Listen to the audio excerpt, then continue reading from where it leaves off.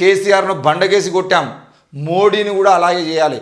Pranahita Kupti project నిర్మిస్తాం. CPI చక్కెర ఫ్యాక్టరీని CCI అలాగే చక్కెర ఫ్యాక్టరీని తెరిపిస్తాం. జీవన్ రెడ్డికి కేంద్ర మంత్రి పదవి ఇప్పిస్తాం. బిడ్డ బెయిల్ కోసం 5 సీట్లు తాకట్టు పెట్టినటువంటి కేసీఆర్ దేవుడి గుడిలో భక్తి గుండెల్లో ఉండాలి. రాముడి పేరుతో ఎన్నాళ్ళు ఓట్లు అడుగుతారు.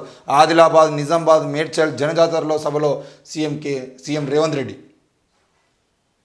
చూడండి, దేవుడు గుడిలో ఉండాలి, భక్తి గుండెల్లో ఉండాలి, రాముడి పేరుతో ఇంకెన్నాళ్ళు ఓట్లు అడుగుతారని చెప్పేసి అయితే రేవంత్ రెడ్డి మాట్లాడుతున్నాడు. దాంతోపాటు ఈరోజు సిసిఐ చక్కెర ఫ్యాక్టరీ ఈ రెండింటిని కూడా మేము అధికారంలోకి వస్తే తప్పకుండా తెరిపిస్తాము, కేంద్రంలో అధికారంలోకి వస్తే నేను దగ్గరుండి దాన్ని తెరిపించడానికి ప్రయత్నం చేస్తానని చెప్పేసి అయితే నిన్న మరి ఆయన మాట్లాడడం జరిగింది.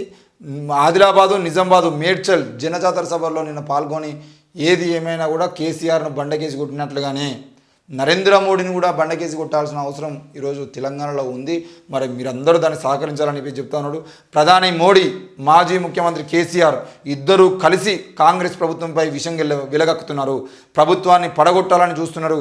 ఈ ప్రభుత్వం కూలిపోతే కోట్లాది మంది పేదలకు నష్టం జరుగుతుంది. ప్రాణహిత కుప్టి ప్రాజెక్టులు నిర్మిస్తాం.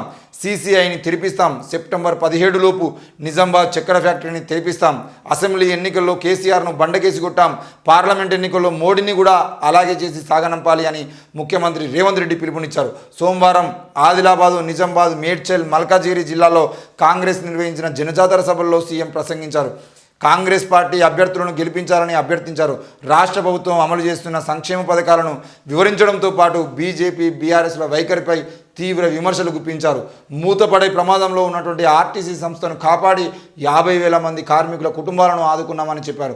తాము అమలు చేస్తున్న పథకాలను చూసి కడుపు మండినటువంటి మోడీ, కేసీఆర్ ఈ ప్రభుత్వాన్ని పడగొట్టాలని చూస్తున్నారని ఆగ్రహం వ్యక్తం చేశారు. 10 ఏళ్లలో కేసీఆర్ ఒక్క డబుల్ బెడ్రూమ్ ఇల్లు కూడా కట్టలేదని, తమ ప్రభుత్వం ఇందిరమ్మ ఇండ్ల కోసం దాదాపు 25,500 కోట్లు కేటాయించిందని చెప్పారు. 6 గ్యారంటీలను 100 రోజుల్లో ఎందుకు అమలు చేయాలని అంటున్నారని, 10 ఏళ్ల పాలనలో పథకాలు అమలు చేయని కేసీఆర్ను ఏం చేయాలో ఆలోచించాలని ఓటర్లకు సూచించారు. కేసీఆర్ను గత డిసెంబర్లో జరిగిన ఎన్నికల్లో బండకేసి కొట్టారని, రానున్న పార్లమెంట్ ఎన్నికల్లో కూడా మోడీని అలాగే ఓడించాలని కోరారు. ప్రధాని మోడీ ప్రజలను మోసం చేశారని, బయ్యారం ఉక్కు కర్మాగారం నిర్మించలేదని అన్నారు. గుజరాత్కు బుల్లెట్ ప్రూఫ్ రైలు తీసుకొచ్చినటువంటి నరేంద్ర మోడీ ఎందుకు తెలంగాణను మర్చిపోయిందని చెప్పేసి మరి రేవంత్ రెడ్డి ప్రశ్నిస్తూ ఉన్నాడు.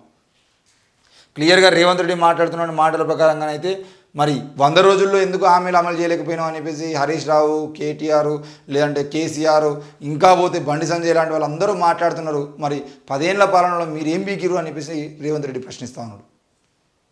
100 రోజుల్లో అనుకునే కాకపోతే 5 ఏళ్ల పాలనలో తప్పకుండా మేము చేస్తాము, కానీ మీరు 10 ఏళ్ల పాలనలో ఏం చేసిరో చెప్పకుండా కేవలం 10 నెలల 6 నెలల కాలంలో ఉన్నటువంటి మా ప్రభుత్వాన్ని నిందించడానికి ప్రయత్నం చేస్తున్నారు. ఎందుకు అని చెప్పేసి డిసెంబరు, జనవరి, ఫిబ్రవరి, మార్చ్ ఈ 4 నెలల టైంలోనే మేము చేయని పనుల గురించి మీరు ఇంత ప్రశ్నిస్తున్నారు. 5 సంవత్సరాల పాటు 10 సంవత్సరాల పాటు పాలనలో ఉన్నటువంటి మీరు ఎందుకు మిగతా పనులన్నీ చేయలేకపోయారు అని చెప్పేసి, మీరు చెప్పిన హామీలను నెరవేర్చలేకపోయారు అని చెప్పేసి రేవంత్ రెడ్డి అడుగుతూ ఉన్నాడు. మీరు సమాధానం చెప్పి మమ్మల్ని ప్రశ్నించండి అని చెప్పేసి. వాళ్ళు సమాధానం చెప్పరు, వీళ్ళు దాన్ని సమాధానం చెప్పరు.